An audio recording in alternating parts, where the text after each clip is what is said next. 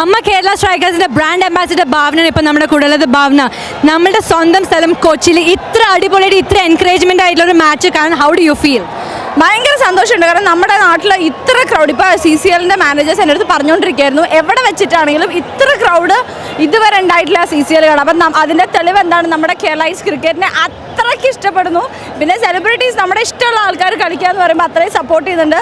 Thank you so much Kerala, thank you so much. കണ്ടില്ലേ, full full full സപ്പോർട്ടാണ്, full support. ഒരു കാര്യം കൂടെ, ലാലേട്ടൻ്റെ ക്യാപ്റ്റൻസി അത്രയും എഫിഷ്യൻ്റ് ആയതുകൊണ്ട് മാത്രമാണ് ഇന്നലത്തെ മാച്ച് അത്രയും ടഫ് ആയതല്ലേ?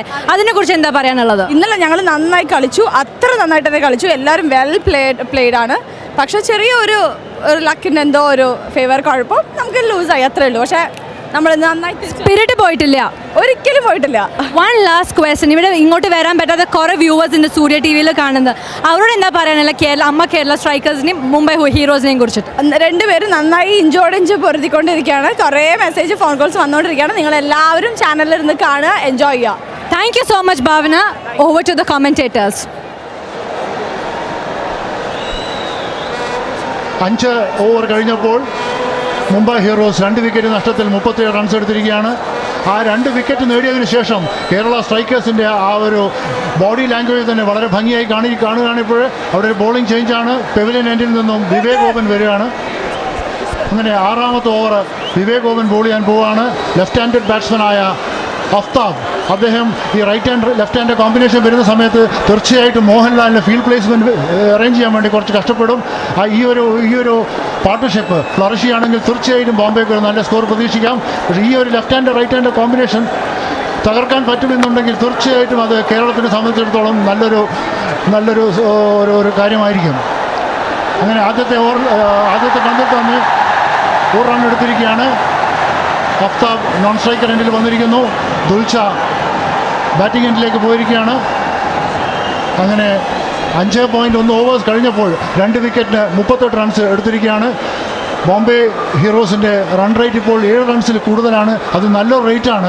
ഈ റേറ്റ് അവർക്ക് മെയിൻറ്റെയിൻ ചെയ്യാൻ പറ്റുന്നുണ്ടെങ്കിൽ ഒരു 140 റൺസിന് മുകളിൽ വരികയാണെന്നുണ്ടെങ്കിൽ തീർച്ചയായിട്ടും ഈ രണ്ടാമത്തെ മാച്ചിൽ രണ്ടാമത് ബാറ്റ് ചെയ്യേണ്ട സമയത്ത് ഡ്യൂ ഫാക്ടറും അതുപോലുള്ള കാര്യങ്ങൾ വരുന്ന സമയത്ത് തീർച്ചയായിട്ടും കേരളത്തിന് സ്കോർ ചെയ്യാൻ, അത് കേരള സ്ട്രൈക്കേഴ്സിന് അത് ചേസ് ചെയ്യാൻ കുറച്ചുകൂടി ശ്രദ്ധിച്ച് ചെയ്യേണ്ടി വരുമെന്നാണ് എനിക്ക് തോന്നുന്നത്.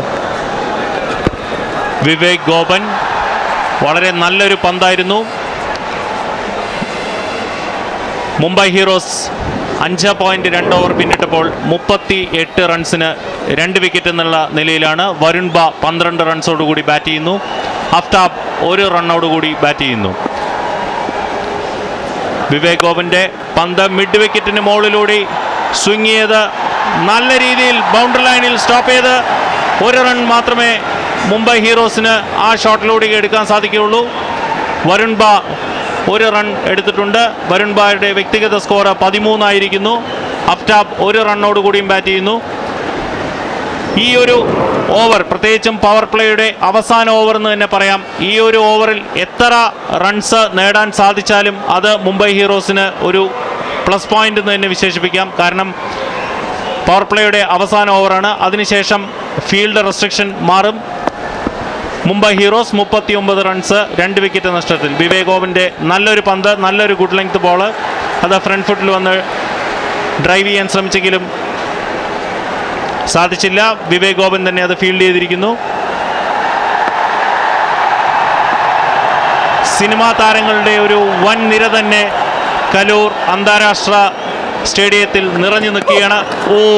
നല്ല രീതിയിൽ ടേൺ ചെയ്തൊരു പന്ത്. സാധാരണ ഈ തുടക്കത്തിൽ, പ്രത്യേകിച്ച് പവർ പ്ലേയിൽ ഇത്ര ടേൺ ചെയ്യാൻ കഴിയുന്ന ഒരു ബോളർ, വളരെ എക്സ്പീരിയൻസ്ഡ് ആയിട്ടുള്ള ഒരു ബോളറാണ് വിവേക് ഗോപൻ. ജൂനിയർ ക്രിക്കറ്റിൽ കേരളത്തിന് വേണ്ടി റെപ്രസെൻ്റ് ചെയ്തിട്ടുള്ള പ്ലെയറാണ് വിവേക് ഗോപൻ. ഉയർന്നു വരുന്ന ഒരു താരം കൂടിയാണ് വിവേക് ഗോപൻ. ആ നിലയ്ക്ക് തീർച്ചയായിട്ടും ഈ ഒരു പന്തിനെ തന്നെ അത് വിശേഷിപ്പിക്കാം, അദ്ദേഹത്തിൻ്റെ എക്സ്പീരിയൻസ്. അവസാന പന്ത് 6ാമത്തെ ഓവറിൽ പോയിന്റിലടിച്ച് ഒരു ബൗണ്ടറിയോടുകൂടി ഈ over, power play over 6 over പിന്നിട്ടപ്പോൾ മുംബൈ ഹീറോസ് 43 റൺസിന് 2 വിക്കറ്റ് എന്നുള്ള നിലയിൽ.